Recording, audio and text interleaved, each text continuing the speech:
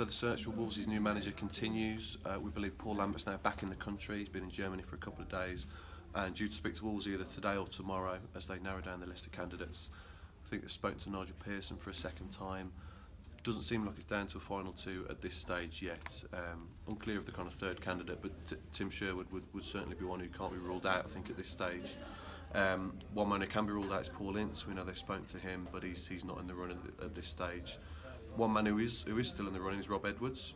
He spoke to the media today ahead of the Saturday's game against Derby.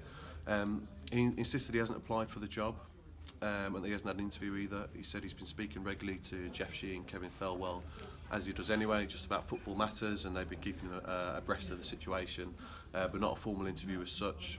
He says he'd love to be a manager one day, and Jeff and Kevin know that full well. And he wants to stay at Wolves as well for the time being. If another manager comes in and they want Rob to stay, he'd be very, very keen to stay in any capacity really on the coaching staff. Incidentally, he does know Lambert. They do have a bit of history together. Lambert took Edwards on loan at Norwich into 2011 or 12, quite a few years ago. In fact, it knows a bit earlier than that. So they have got a bit of history together. Perhaps that could be one where they end up working together. Looking ahead to Saturday's game against Derby, bit of team news. Kyle Hakimi's out for at least a couple of weeks with a side strain. He went off at half-time last weekend in the 1-1 draw at Blackburn. Won't be fit on Saturday. He's not going to be fit for Nigeria in the international break either, so Andy Lonergan is due to deputise. But one man who could be involved on Saturday is Jack Price. He's been back in training this week after a knee injury and is available for selection on Saturday.